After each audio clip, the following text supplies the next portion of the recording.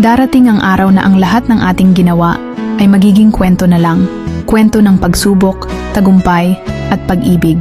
Kaya ngayon, huwag kang susuko. Gumawa ka ng mabuti kahit sa maliliit na paraan. Maging masaya sa bawat sandali dahil ang buhay ay regalo na dapat pahalagahan.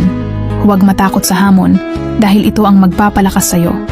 Ang kwento mo ay isang inspirasyon na patuloy na nagbibigay pag-asa sa iba. Kaya ipagpatuloy mo ang laban ng may tapang at puso.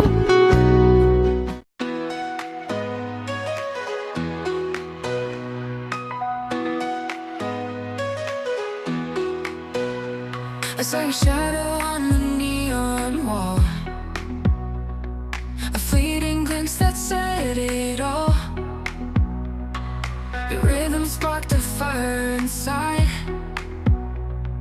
a pulsing beat I can't deny.